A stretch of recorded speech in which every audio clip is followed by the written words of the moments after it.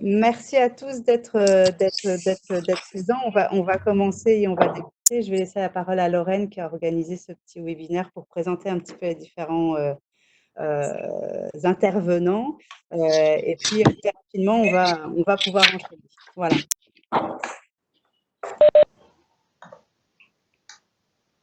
Alors, bonjour à tous. Alors, le temps que tout le monde se connecte, il sera du coup 11h30. Donc, j'ai commencé à présenter les différents intervenants. Donc, en premier lieu, vous allez rencontrer donc Stéphanie Laban, qui est associée de l'offre Keep and Attract de Externatic, donc qui vous parlera en compagnie de Mathieu de Boise de la marque employeur. Voilà. Vous aurez également l'intervention de Pierre-Olivier Joigny, le fondateur de Untool, un outil facilitateur pour les recrutements. Et enfin, vous aurez Gabrielle Rodier, la fondatrice de SwitchUp, qui interviendra notamment sur la thématique du onboarding. Voilà. Alors, je vous laisse tous renseigner que vous êtes bien présents sur le chat. Et si vous le souhaitez, vous pouvez même vous renseigner ce que vous faites, voilà, pour que nous, on puisse en savoir un peu plus sur vos métiers.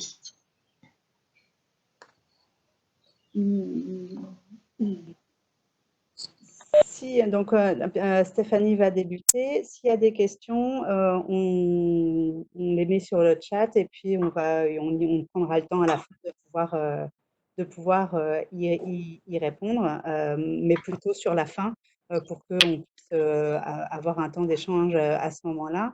Dernière chose aussi, toute la présentation vous seront envoyées, un petit questionnaire à la suite.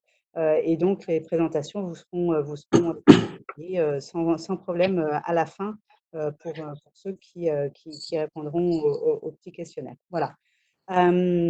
C'est parti. Alors, merci à tous. Et puis, let's go, Stéphanie. On te laisse la parole. Juste rectification, c'est plutôt moi, du coup, qui vais démarrer, du coup. Ah, voilà, excuse-moi, Mathieu. Ouais. Pas de souci. Lorraine, du coup, Ah, Lorraine, on a perdu, tu parles T'as plus de micro. Oui, alors du coup, je reprends. Comme je te disais, ce sera finalement plus simple que je change les slides. Voilà, donc vous faites juste un petit signe, comme ça on avance Ok. là-dessus. Ok, super. Allons-y.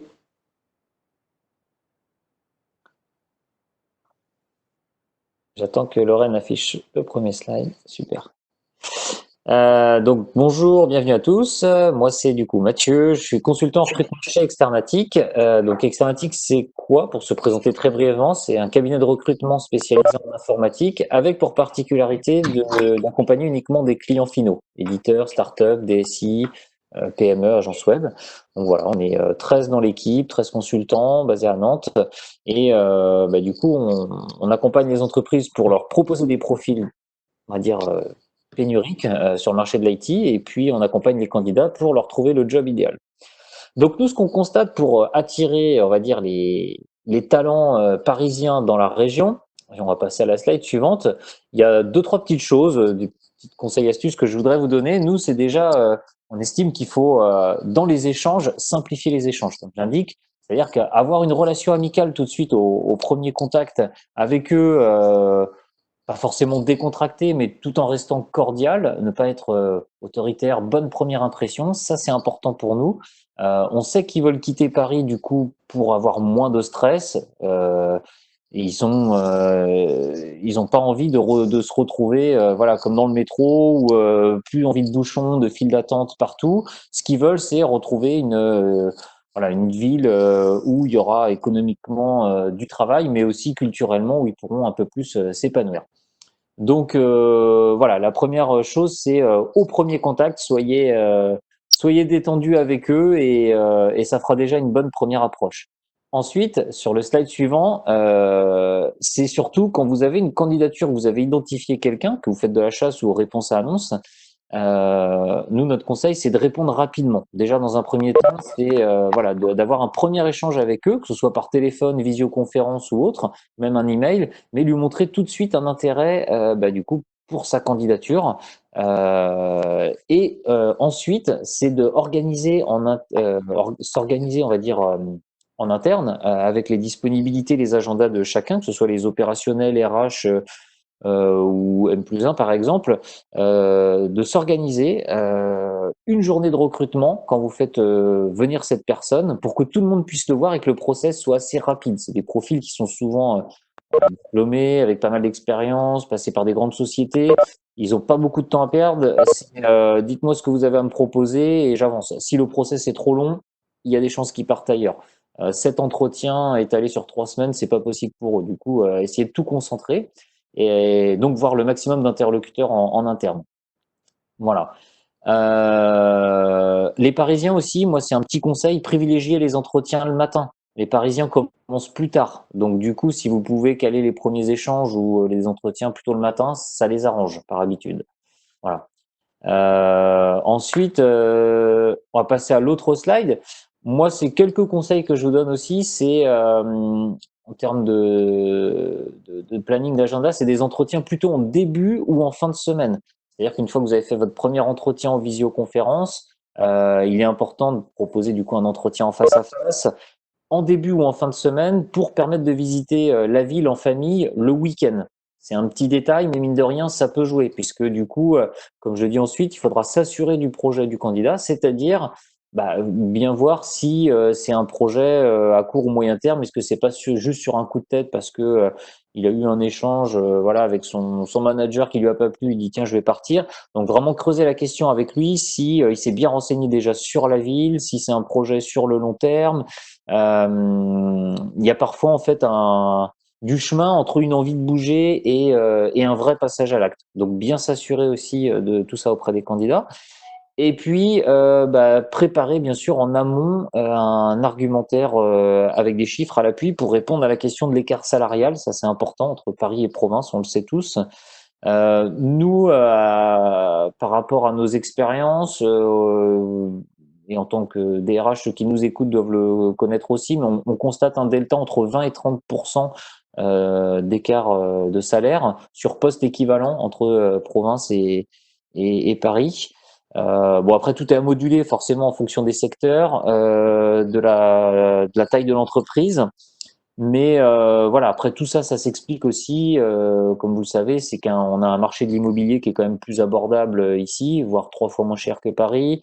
On peut se déplacer en vélo, il y a une proximité de la mer. Il y a également, voilà, souvent c'est des gens qui cherchent à revenir parce que soit ils ont fait leurs études ici, ou ils ont de la famille ou des amis. Donc, par exemple, la famille peut être un argument pour la garde d'enfants, et on sait bien qu'en ce moment c'est compliqué avec le Covid-19. Donc voilà, ça peut être des vrais arguments du coup derrière.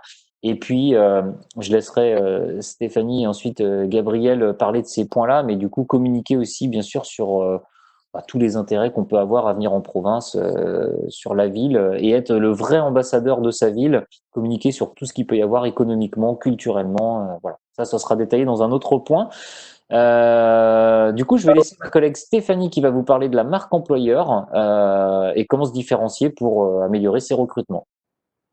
Effectivement, donc merci Mathieu. Donc moi je travaille avec Mathieu au sein d'Extamatic. On a une partie conseil RH, donc qui est plus dédiée effectivement à la marque employeur et à l'expérience employée. Donc effectivement, à un moment donné, il faut aussi savoir faire la différence. Donc si tu veux bien passer Lorraine à la première slide, effectivement, se faire connaître par des candidats parisiens, c'est important parce que ils ne connaissent peut-être pas votre entreprise. Hein, c'est comme ça. Ils arrivent, ils ne connaissent pas forcément le tissu local économique, encore moins le nom de l'entreprise. Donc l'objectif de la marque employeur, ça va être effectivement de vous faire connaître, de vous différencier et de mettre de l'avant votre argumentaire RH. En fait, si on prend clairement la définition de la marque employeur, on est sur une stratégie marketing RH. Donc qui dit stratégie marketing RH dit forcément cible. Donc vos cibles, ce sont vos candidats. Le tout, ça va être de raconter votre histoire. Qui êtes-vous? Votre identité. Donc, il va falloir à un moment donné beaucoup d'informations par rapport à ça. On va reparler des réseaux sociaux un petit peu plus tard. Va falloir vous positionner, vous différencier, de dire qu'est-ce que vous offrez, vous, en tant qu'employeur, à vos candidats. Donc, au niveau de vos process de recrutement, votre intégration, mais aussi vos missions en tant que telles. On a besoin de savoir sur quoi on va travailler, la rémunération, les conditions de travail. Ce que j'entends par conditions de travail, c'est tout ce qui est management, culture d'entreprise, mais aussi les outils que je vais avoir quand je vais arriver sur place, et effectivement mon environnement. Ça va être d'autant plus important pour quelqu'un qui vient de l'externe et notamment des Parisiens, qui ont l'habitude aussi d'avoir des beaux bureaux. À Paris, il y a des très beaux bureaux, mais ils vont aussi avoir besoin, puis Gabriel en parlera plus tard, de savoir un petit peu l'environnement physique. Donc, qu'est-ce qui se passe à Nantes, où vont être situés mes locaux, est-ce que c'est un quartier agréable, etc. Ça va être très important. Et par la suite, il va falloir effectivement... c'est pas celle-là, mais c'est pas grave, on va continuer comme ça. Il va falloir effectivement voir un petit peu comment on prend les objectifs, on se fait connaître des bons candidats, comment ça nous permet, cette marque employeur, en fait, d'augmenter un volume de candidatures. Alors pertinente, quand j'entends pertinente, ce sont vos candidats, ceux que vous souhaitez attirer. Donc il va falloir déployer un argumentaire par rapport à ça, qui est vraiment ciblé. Ce qui est vraiment important aussi, c'est de savoir que la marque employeur, comme vous allez la baser sur votre expérience collaborateur, vous n'allez pas juste faire de la com, elle va créer un climat qui est vraiment propice à la performance et aux ambassadeurs en interne, et donc à la fidélisation et l'engagement de vos collaborateurs. Ça peut aussi réduire effectivement un turnover et un absentéisme qui peuvent être présents actuellement. Je te laisse passer, Lorraine, s'il te plaît. Votre promesse employeur, donc c'est effectivement un élément puissant d'attraction. Il va être indispensable de soigner en fait votre site carrière, vos réseaux sociaux, mais aussi votre expérience candidat, parce que le but en fait c'est de voir comment vous parlez de votre entreprise en tant qu'employeur, mais surtout de faire comprendre aux autres, à vos cibles, à vos candidats, pourquoi on irait dans votre entreprise, pourquoi on y rentre, mais aussi pourquoi on y reste, pourquoi on voit qu'il y a certains collaborateurs qui y restent, pourquoi on s'y engage aussi à un moment donné, c'est aussi s'engager dans un travail, et pourquoi moi, en tant que Parisien, je postulerai dans cette entreprise ABC plutôt que X, Y, Z. Il va falloir que j'ai des arguments par rapport à ça, surtout que je viens de plus loin. Donc je vais déplacer ma famille, etc. Donc ça va être important de valoriser cette promesse, de la rendre, je dirais, concrète, vraiment... voilà, avec des mots, etc., sur vos réseaux sociaux, votre site carrière, et de faire attention à votre réputation. Parce que effectivement, je ne vous connais pas, donc qu'est-ce que je vais faire comme on fait tous aujourd'hui, que ce soit pour une entreprise ou pour un restaurant ou tout ce qu'on veut, on va taper sur Google et on va voir ce qui sort. Donc faites attention à votre réputation par rapport à ça. Je te laisse passer, Lorraine, s'il te plaît. Donc effectivement, construire votre marque employeur, ça ne se fait pas du jour au lendemain. Le but, ça va être d'interroger vos collaborateurs. Comme je vous le disais, on la construit pas sur de la magie, sur un souffle comme ça. Ceux qui connaissent bien, en tout cas, les conditions de travail, ce sont vos collaborateurs. Donc, ça va être à eux qu'il va falloir, on va falloir les questionner, mesurer leur perception. Donc, voir un petit peu, passer au crible, en fait. Clairement, prendre le temps de passer au crible vos services, vos pratiques RH, votre recrutement, comment ça se passe, votre expérience candidat, comment ça se passe au niveau du plan de développement de vos compétences, votre management, qu'est-ce que vous pouvez mettre de l'avant. Vos collaborateurs, ils ont tout ça entre les mains. Et en plus, l'intérêt, c'est que le fait de les interroger, c'est que vous aurez une marque employeur qui sera totalement, alors le mot est galvaudé, un petit peu authentique, mais au moins vous saurez remonter du terrain les bonnes informations et le bon argumentaire. Parce que ce qu'on a dit aussi au niveau des réseaux sociaux, vous pensez bien qu'aujourd'hui, on va aussi aller questionner d'autres collaborateurs, poser des questions. Donc, si vous construisez une marque employeur qui n'est pas authentique, ça ne fonctionnera pas. Donc, ça va être important de regarder la perception de vos collaborateurs, parce que ce qui est important aussi, c'est que vos collaborateurs, c'est aussi le nerf de la guerre de votre business. Vous leur demandez de faire attention à vos clients, mais c'est aussi eux qui vont attirer vos futurs candidats. Donc, prenez soin d'eux. C'est eux qui vont aussi fidéliser les prochains candidats, qui vont être vos ambassadeurs. Et donc, il y a cette phrase, prenez soin de vos employés, ils prendront soin de votre business. Par contre, ce qui est sûr, c'est qu'une marque employeur, il faut être très concret par rapport à ça. Elle ne se met pas en place en 24 heures. Ça, c'est certain. C'est plutôt une stratégie à moyen long terme. Donc, il faut prendre le temps de la mettre en place, d'interroger vos collaborateurs et de déployer un plan de communication par rapport à ça.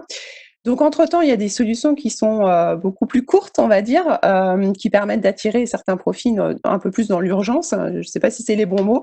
Donc, il faudra donc y associer d'autres techniques de recrutement telles que la chasse, que Pierre-Olivier va désormais vous présenter. Voilà. Merci. Merci Stéphanie. Merci Stéphanie. Vous m'entendez? Ok, top. Merci à tous d'être là. Alors juste pour me présenter très rapidement, donc moi j'étais responsable de recrutement en start-up à Paris et j'ai décidé de créer Untool, qui est un logiciel pour les chasseurs de tête, et nous sommes basés à Nantes. Alors, sans surprise, je vais vous parler de la chasse de tête. Alors il y a pas mal de définitions. Celle qu'on va retenir, c'est le fait d'aller chercher quelqu'un qui n'aurait pas postulé chez vous spontanément. Donc si tu passes à la slide suivante, Lorraine. Merci. Effectivement, parfois, les bons candidats postulent pas. Alors, bon candidat, qu'est-ce que j'appelle bon candidat? C'est pas un jugement de valeur, c'est les candidats que vous avez envie de voir en entretien. Ils postulent pas spontanément. Alors, il y a plusieurs cas de figure. Parfois, parce que vous recrutez des profils très pénuriques. Je pense par exemple à certains profils techniques, voilà, qui sont très sollicités, qui vont pas aller forcément voir, ou parce que vous avez un besoin urgent. Et comme Stéphanie le dit, très bien dit, une marque employeur, ça met du temps à se façonner, alors que la chasse, si vous commencez à chasser aujourd'hui, globalement, vous allez avoir des premiers appels candidats en fin de semaine prochaine. Après, je ne suis pas en train d'opposer chasse et marque employeur, parce que quand vous allez approcher quelqu'un, par exemple sur LinkedIn, la première chose qu'il va faire, c'est voir votre profil LinkedIn, et la seconde chose, c'est qu'il va aller se connecter sur votre site carrière. Et du coup, si vous n'avez pas fait le minimum de marque employeur, en fait, il va partir en courant et vos efforts n'auront servi à rien. Je vais vous donner un petit exemple pour illustrer ça. Un truc qui marchait très très bien, c'était avant de lancer une campagne de chasse sur une population ciblée qui ne nous connaît pas, parce que c'est sur une autre ville, parce que c'est sur un type de profil qu'on n'a pas l'habitude de recruter. Nous, ce qu'on faisait, c'était on envoyait une petite publicité ciblée sur Facebook. C'est très rapide, on reprend les éléments de marque employeur. Et comme ça, quand on approche la personne, il se dit « Ah oui, cette boîte, ça me dit quelque chose, je crois que ça a l'air sympa. » Et du coup, il va vous répondre. Alors, comment ça se passe la chasse en pratique? Lorraine, si tu passes à la diapo suivante. Merci. Il y a 5, je schématise, il y a 5 grandes étapes qui va commencer par, je pense, la plus importante, c'est la définition de la persona candidat. La persona candidat, c'est répondre à 3 questions. Qui on veut, où il est, et comment est-ce qu'on va aller l'accrocher. Alors qui il est, alors effectivement il y a parfois des hard skills, des compétences techniques. Il faut qu'il maîtrise tel techno, il faut qu'il ait fait tel type d'expérience, etc. D'accord, ça c'est la base. Mais le persona c'est beaucoup plus que ça. Ça va être réfléchir vraiment à ce que les ressorts psychologiques, les facteurs d'insatisfaction dans sa boîte et ses attentes. Un exemple de persona candidat, ça va être quelqu'un de 30 ans, à Paris, qui paye 1 500 € son loyer, qui commence à réfléchir à avoir des enfants et qui commence à se dire, bon, comment est-ce que, quelle vie de famille je veux avoir? Ça, c'est un élément de persona candidat. Où il est, donc il y a, géographiquement, comment on va l'attraper, et surtout où il va être en ligne, parce que la chasse maintenant c'est 90% en ligne, et est-ce qu'il est sur LinkedIn, est-ce qu'il est sur des forums spécialisés, etc.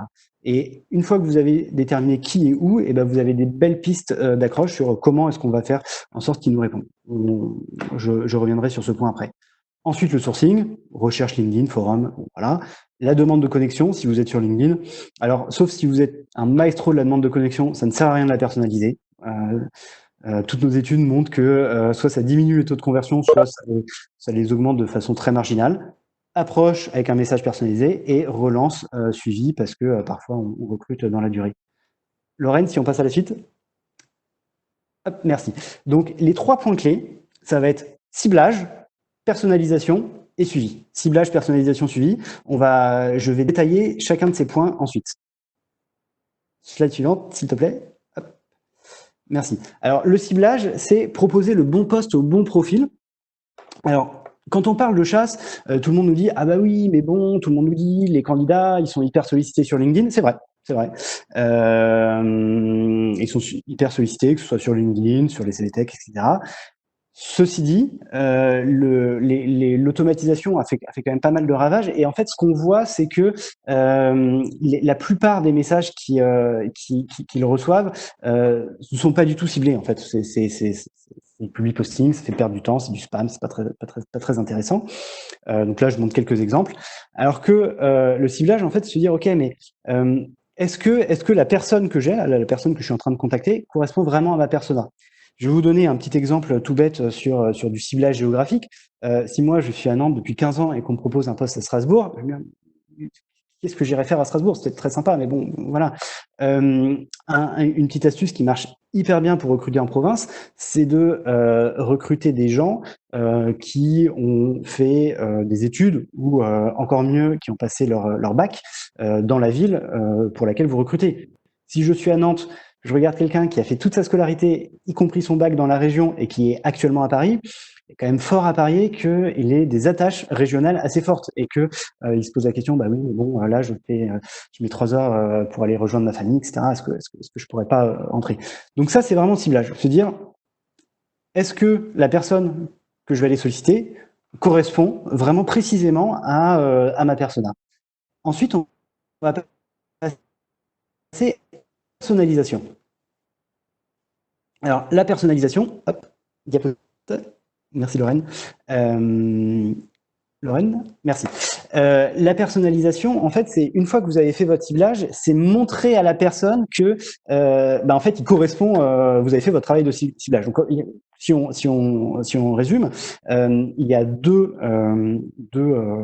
grands buts de la personnalisation. C'est montrer que vous n'allez pas faire perdre votre temps au candidat, parce que avec les techniques de spam dont je décrivais il y a quelques minutes, en fait, il y a pas mal de gens qui se font contacter, qui répondent à un chasseur et en fait qui se rendent compte que le poste correspond pas du tout, que c'est pas les bonnes, il a même pas les bonnes compétences, le ciblage géographique est pas bon, etc. Et du coup, ça lui fait perdre le temps. La personnalisation, c'est montrer que vous avez compris qui il est et que vous lui proposez un poste qui a priori colle à son parcours. Et le deuxième but de la personnalisation, c'est flatter le candidat, lui montrer que oui, on s'adresse, c'est ce travail de qualité, c'est le bon poste pour lui et c'est hyper agréable de dire ah oui d'accord, oui, on me veut moi et je ne suis pas un élément, un listing de X milliers de profils LinkedIn parmi d'autres. Et le but de cette étape, c'est sur le message d'accroche, très rapidement, avec quelques lignes, montrer que en fait c'est lui qu'on veut. Et c'est là que vous pouvez mettre quelques petits éléments de contexte géographique, dire bah voilà, j'ai vu que vous aviez travaillé vous aviez passé votre bac à Nantes, etc., etc. Très belle ville, patati patata. Et après vous enchaînez sur le descriptif de poste, etc.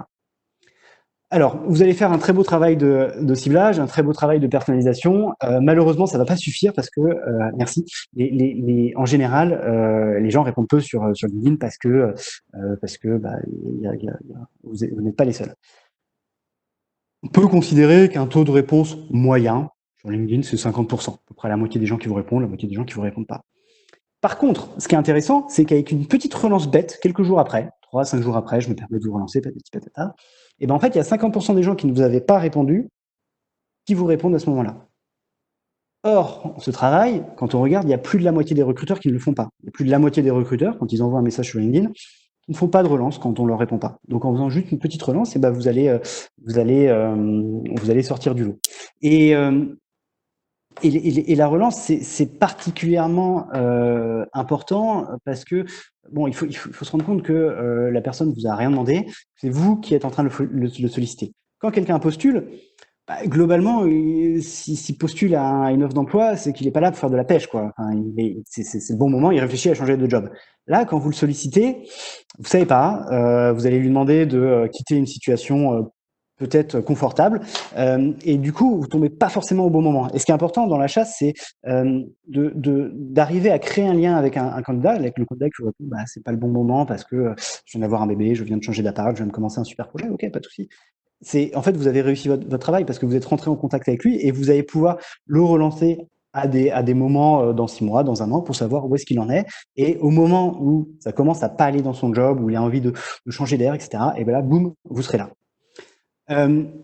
Et si on passe à la suite, on parle beaucoup d'outils et on me demande est-ce qu'il y a des outils pour simplifier la chasse? Et oui, il y en a, mais en fait, pardon, la chasse, c'est vraiment un exercice, c'est d'abord un exercice d'empathie.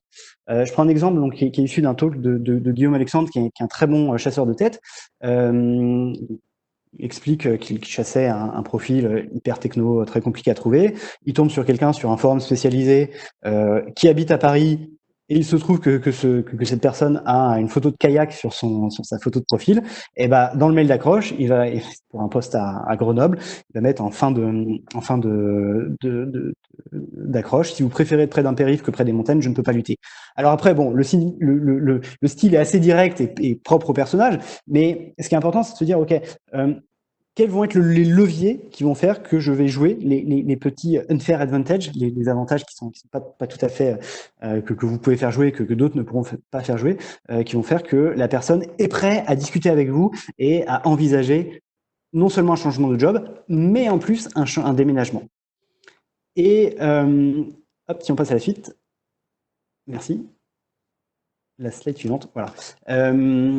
Il suffit parfois d'un petit déclencheur. On est dans un contexte qui est très bon pour nous recruteurs de province, il faut le dire. Mais changer de job et répondre à un démarchage, c'est hyper compliqué. Il faut se rendre compte. Si on revient à la slide suivante, la slide précédente. C'est changer de job, c'est quitter un CDI pour se mettre en période d'essai, c'est demander la même chose à son conjoint, à sa conjointe, c'est trouver une école pour les enfants si on en a, etc. Donc c'est hyper, c'est dur quoi. C'est vraiment impactant sur sa vie de tous les jours. Et l'empathie, c'est de se dire ok, bah je vais jouer sur deux tableaux. Je vais jouer sur les avantages à nous rejoindre, mais aussi réduire le risque. Et là, je vais me permettre de faire un petit peu de pub pour Gabriel et SwitchUp. Je pense que se dire que on va les aider, on propose en tout cas de les aider pour trouver une crèche, trouver un logement, les accueillir, faire toutes les démarches administratives un peu pénibles du déménagement, etc. Ça participe au discours qui va faire que la personne va faire ce petit pas pour aller nous rejoindre. Si on passe à la suite, je vous ai fait une brève introduction. Alors, il y a des gens qui sont un peu plus chasseurs, je vois dans les participants, des gens qui découvrent ce métier. Il se trouve que le métier a la chance d'avoir un écosystème qui est très riche, avec beaucoup de documentation qui permettent d'aller plus loin et d'approfondir un peu tout ce que je viens de dire. Le blog de l'école du recrutement, très simple, très didactique, ça s'adresse à des gens qui ont peu d'expérience du recrutement, entre autres, et ça donne plein de trucs et astuces, ils font un super travail. Le blog de Gate Solutions, donc c'est Guillaume Alexandre dont je parlais, voilà, Work Me Thunder, c'est Jean-Marie Caillot, que je citais un exemple aussi. C'est deux sourceurs qui sont très expérimentés, qui ont recruté beaucoup de profils complexes et qui vont vous donner plein de petites astuces, des techniques, de communication, etc. C'est passionnant, c'est une mine d'or. Anara.fr également, c'est très technique. Alors là, on va parler de scrapping de LinkedIn, c'est assez tech, mais des ressources d'excellente qualité. Et le blog Untool, un peu de pub pour moi quand même, on donne beaucoup d'exemples de messages d'accroche, des trucs qui marchent, des trucs qui ne marchent pas. On fait des analyses avec des stats, parce qu'on a la chance de travailler avec des recruteurs qui parfois nous laissent communiquer sur leurs stats de façon anonyme. Voilà, donc il y a beaucoup de ressources en ligne qui permettent de donner des tutoriels qui permettent de se mettre le pied à l'étrier. Juste avant de passer la main à Gabriel, ciblage, personnalisation et suivi relance. Et avec ça, si vous commencez avec cet état d'esprit aujourd'hui, d'ici mi-juin, vous aurez vos premiers entretiens normalement. Merci et je laisse la parole à Gabriel. Merci beaucoup Pierre-Olivier.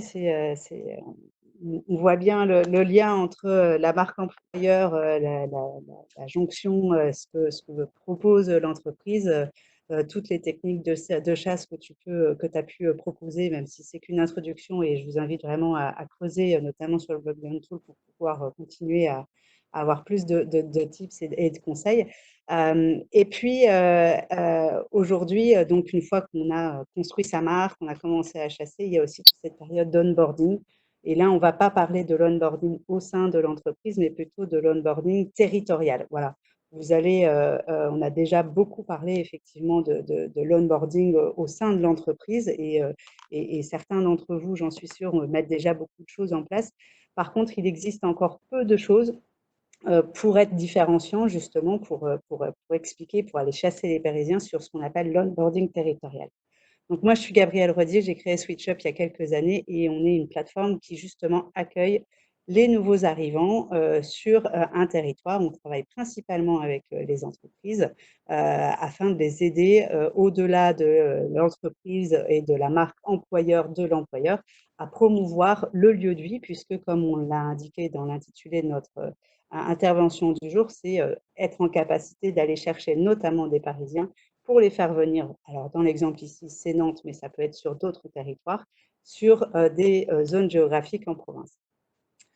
L'idée aujourd'hui, c'est vraiment de pouvoir profiter un peu du constat du confinement. On a eu aujourd'hui quand même quelques semaines de confinement. Alors, on a vu passer des choses alors plus ou moins bien tournées et plus ou moins franches et directes sur les différents réseaux sociaux, sur cette capacité et cette réalité qui est un peu sautée aux yeux notamment des Franciliens, de dire en fait, avec le télétravail, j'ai pu travailler autrement, j'ai pu quitter la région parisienne, j'ai été me confiner autre part. Il y a quand même un certain nombre de Parisiens qui ont été se confiner en région. Et ils se sont rendus compte effectivement qu'on pouvait travailler en région et en ayant une qualité de vie qui était plus qu'intéressante. Une étude a été menée il y a maintenant 3 semaines, justement sur cette population de Parisiens qui avaient plus ou moins, comme le disait Pierre-Olivier tout à l'heure, une envie de quitter Paris, etc. Et les chiffres montrent que 42% des Franciliens sont prêts à quitter la capitale au plus vite. Au plus vite, quand on dit notamment au plus vite, c'est sur des délais qui sont courts, puisqu'effectivement, avant le confinement, on en avait 38 qui nous indiquaient qu'ils voulaient quitter Paris dès que possible. Et là, juste après le confinement, on arrive à 54, donc une augmentation de 42% pendant le confinement. Voilà, on en a jusqu'à effectivement plus de quasiment 70% qui envisagent de quitter Paris dans maximum 1 ou 2 ans. Donc, on est vraiment sur une période un peu charnière au niveau des recrutements sur cette population-là. C'est vraiment un moment qui est spécifique. C'est un moment d'autant plus spécifique, c'est aussi un moment qui a été pour eux un moment qui leur a permis de prendre du recul par rapport à ce qu'ils voulaient et à se projeter. Donc, quand on a aussi 64% qui considèrent qu'ils ont moins peur de franchir le pas depuis le confinement parce qu'ils ont eu le temps de la réflexion et de savoir exactement identifier pourquoi ils voulaient partir, pourquoi, qu'est-ce qui était important, qu'est-ce qui était essentiel dans leur vie. Alors oui, il y a le boulot, mais cette capacité de prendre du recul et de savoir exactement quelles étaient les choses essentielles pour eux est vraiment ressortie dans l'étude qui a été faite il y a quelques semaines. Dans les choses qui ressortent, notamment, c'est leur volonté d'avoir un lien alors avec la nature beaucoup plus important. Et ça, c'est intéressant parce qu'effectivement, là, on est une équipe qui présentons le webinaire présent à Nantes, mais on se rend compte aussi que toutes les villes moyennes, au sens large, vont pouvoir aussi avancer cette mise en avant sur une nature qui est plus importante. Et ça, c'est quelque chose qui était présent, mais qui était moins exprimé qu'avant. Cette question aussi du stress, le fait d'avoir pu avoir travaillé en télétravail, d'avoir une capacité d'adaptation et de s'organiser dans le travail autrement, a aussi permis à beaucoup de Parisiens de gérer leur stress et de gérer leur organisation autrement, ce qui a permis de diminuer leur stress sur la partie organisation quotidienne. Et ils se rendent compte que de ne pas être physiquement au bureau, dans le métro, à Paris, à la Défense, diminue vraiment leur stress et que c'est quelque chose qui est vraiment intéressant et important pour eux. La question du logement est une question essentielle, mais aussi cette capacité de réconcilier vie pro, vie perso. Et là, on sait que toutes les régions ont par rapport à la région parisienne, ont vraiment des cartes à jouer par rapport à ça. Ce qui est important de retenir, c'est que au niveau donc de l'accueil, on a préparé donc la marque employeur, on a commencé à chasser et on se rend compte qu'on a des thématiques, donc on a attirer, accueillir, fidéliser et le territoire et l'accueil au sein du territoire reprend exactement un peu ces mêmes thématiques. Quand on parle d'attirer, on parlait de la marque employeur et on parlait des messages d'accroche. Le lieu et au-delà du job, le projet de vie que vous allez proposer fait clairement une différence et il faut être attentif à la façon dont on le propose. Quand on parle effectivement d'un message d'accroche, c'est aussi être en capacité de permettre aux gens, dès l'annonce, de se projeter sur un cadre de vie qui est autrement. Et quand je dis dès l'annonce, alors évidemment, on fait pas, les gens viennent pour le travail et ils viennent pas obligatoirement, essentiellement pour le lieu de vie. Voilà. Mais c'est un tout. C'est-à-dire que l'un ne va pas sans l'autre. On ne vient pas uniquement pour le boulot, sinon on n'y reste pas, et on ne vient pas uniquement pour le job, le lieu de vie, s'il n'y a pas de métier. Donc l'un ne va pas sans l'autre, et donc il faut être en capacité, dès le départ et dès l'annonce et dès la diffusion de l'annonce, de pouvoir parler des deux, parce qu'aujourd'hui, c'est les deux qui font la différence. Quand on parle d'accueillir, on va être sur quelque chose de très pragmatique et on parlait aussi d'empathie et de lever les freins.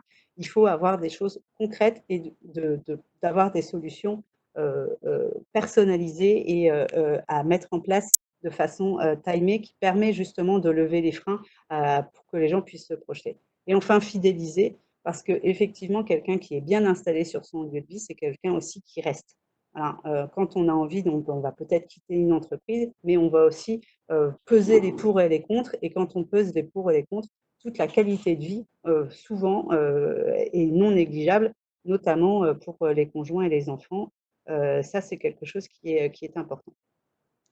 On parlait aussi tout à l'heure d'avoir cette capacité de donner des choses très concrètes. On a parlé de persona. Je vous invite à faire la même chose au niveau justement de tout cet accueil territorial.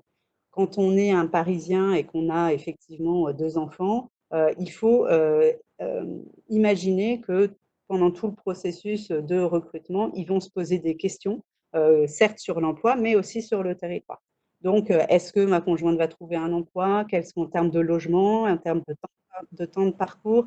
Voilà, donc tout ça, c'est des choses qui vont être, qu'il va falloir aborder et qui peuvent faire la différence. Donc pareil, on a levé au fur et à mesure tous les freins et puis à chaque fois, en amont, bien les préparer en disant à chaque frein, je suis en capacité d'apporter une solution ou de trouver des choses pratiques pour que ce ne soit pas un frein. Si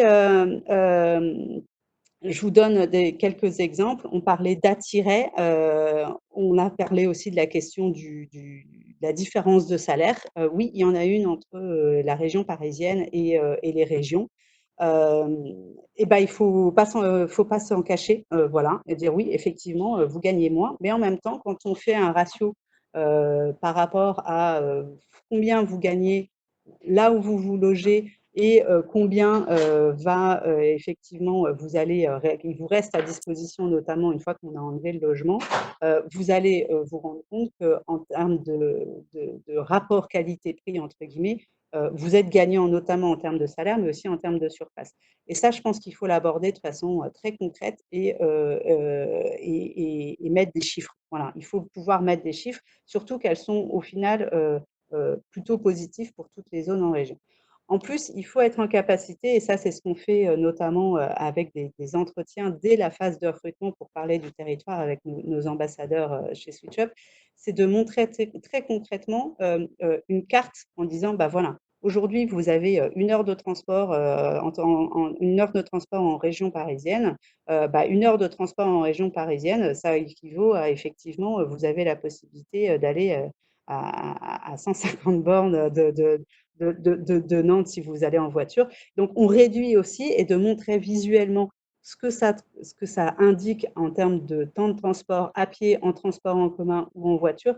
Ça permet dès le départ que les gens puissent se projeter et puis de se rendre compte réellement là où potentiellement ils peuvent intervenir, ils peuvent s'installer. Enfin, on parlait aussi sur la suite intégrer. On a cette question du logement et de l'intégration qui est essentielle. On parlait tout à l'heure de 52% des gens qui se posaient la question par rapport au logement. il faut aussi les rassurer. On a des zones, notamment, là, on est beaucoup sur Nantes avec l'équipe qui intervient aujourd'hui. C'est une zone qui est tendue. On sait que la question du logement est importante. Donc, il faut être aussi en capacité de leur dire, voilà, on va mettre quelqu'un à disposition, on va vous aider, voilà, et voilà comment ça va s'organiser, avec des choses qui sont très timées et très organisées. Si je sais que pendant la phase de recrutement, c'est toujours un sujet, la question de l'accompagnement, de l'accompagnant, du conjoint, des enfants, de la situation personnelle, entre guillemets, du candidat. Si l'occasion se propose, se présente, etc., et que dans la conversation, le sujet arrive, n'hésitez pas à leur proposer d'intégrer l'accompagnant, la personne qui va venir dans toute cette capacité, dans tout ce processus. Pourquoi? Parce qu'on sait que c'est celui qui accompagne qui va beaucoup prendre en charge toute cette question de mobilité. Et donc, souvent, encore malheureusement, c'est encore les femmes qui suivent les conjoints. Et donc, ils vont beaucoup aussi prendre en charge cette question du logement. Voilà. En termes de questions qui nous sont posées, la question du logement ressort beaucoup. Et très rapidement, la question des enfants aussi porte beaucoup. Donc, la question de la scolarisation, mode de garde et du logement sont un peu le binôme gagnant en termes d'intégration, et ça permet vraiment de rassurer. C'est la même chose, vous avez beau proposer un super poste avec un super perspective, etc. Si derrière, le conjoint accompagnant n'est pas rassuré ou n'a pas envie ou ne se sent pas intégré dans le projet de vie, etc., il y a de fortes chances qu'à un moment ou un autre, ça pêche et que vous n'ayez pas au bout de votre recrutement. Donc, c'est vraiment important d'intégrer et de prendre en compte l'ensemble de la cellule familiale et l'ensemble des questions liées à la vie, entre guillemets, privée, dans cette méthode de recrutement. Enfin, fidéliser, on parlait du conjoint et des enfants, c'est essentiel, avec un focus particulier sur l'emploi du conjoint. Aujourd'hui, les conjoints, ceux qui suivent encore beaucoup, ont plus envie, et on peut les comprendre, de faire l'impasse sur leur vie professionnelle. Donc, l'idée n'étant pas de dire oui, votre conjointe ou votre conjoint va absolument trouver un boulot, c'est sûr, c'est machin, etc. Non, on n'est pas là pour survendre quelque chose, mais dès le départ, mettre en place, d'aborder le sujet et de mettre en place un accompagnement qui peut être collectif, qui peut être léger, qui peut être plus sur la longueur en fonction de l'intensité de l'inquiétude par rapport à ce sujet-là. Pareil, on sait aussi en région que le réseau, dans toutes les régions, ça marche. Donc, avoir quelqu'un en local qui va avoir la même parcours ou la même tranche d'âge ou les mêmes loisirs, tout ça va permettre d'insérer le conjoint, que ce soit professionnellement ou sur les questions d'associatif dans la vie sociale, etc. Et c'est aussi comme ça qu'on fidélise ses salariés en faisant la jonction avec le territoire et la vie locale.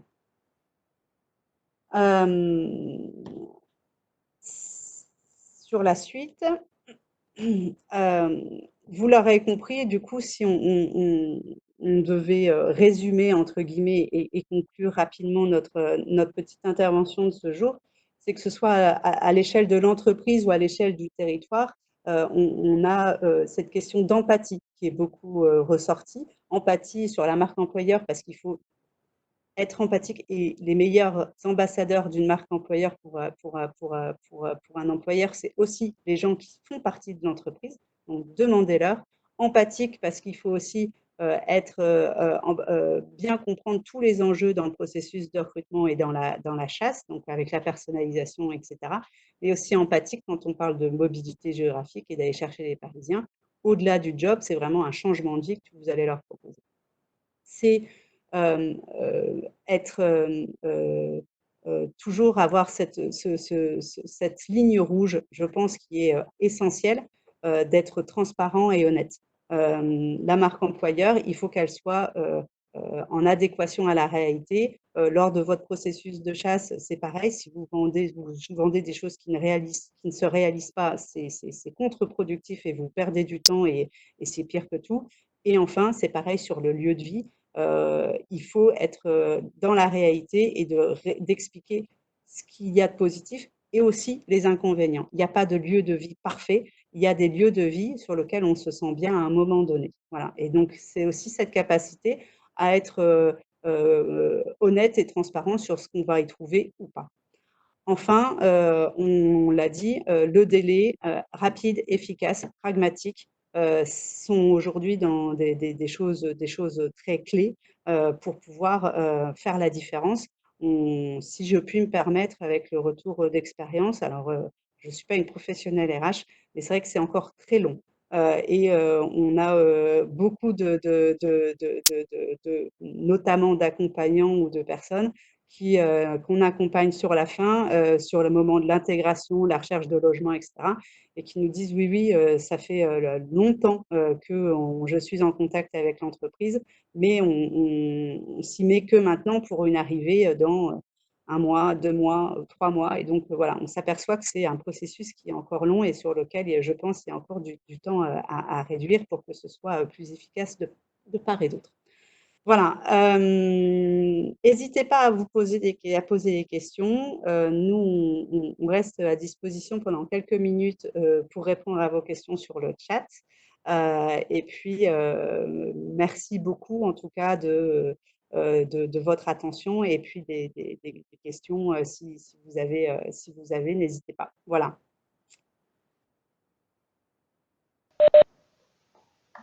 Merci à tous du coup d'avoir participé et d'avoir apporté votre expertise sur les différents sujets. Je vais vous laisser poser quelques questions aux différents intervenants si vous en avez, grâce au chat présent en barre d'écran.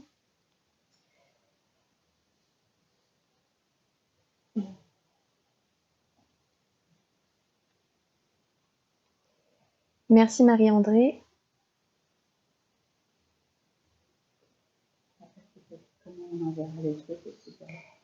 Alors, pour rappel, vous allez donc recevoir un formulaire qui va vous inviter à répondre du coup à quelques informations et ensuite un webinaire, enfin le visuel du webinaire vous sera envoyé ainsi que les contacts des différents intervenants si vous avez d'autres questions avec un peu plus de recul. Voilà.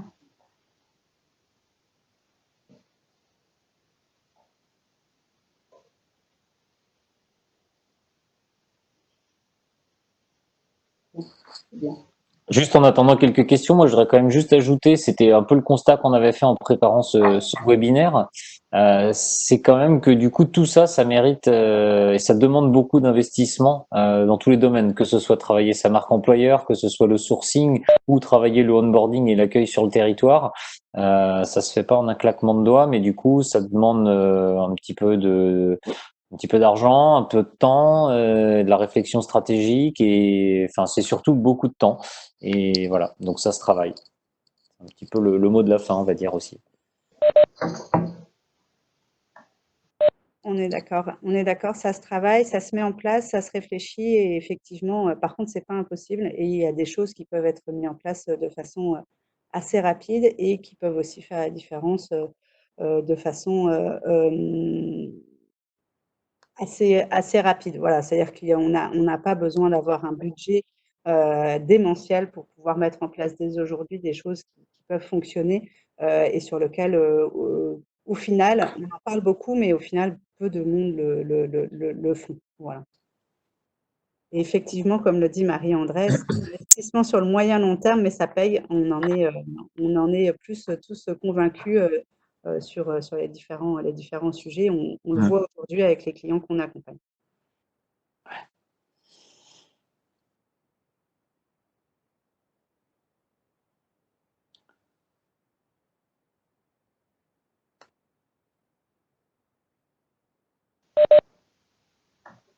Écoutez, si vous n'avez pas plus de questions, on va conclure maintenant. Donc, vous allez recevoir un email, comme je vous l'ai dit. D'ici là, n'hésitez pas à nous contacter si vous souhaitez. Et puis, je remercie l'ensemble des participants et des intervenants pour cet échange. Voilà. Ben, merci à tout le monde. Merci Bonne journée. beaucoup. Au revoir à tous. Merci à tous. Au revoir.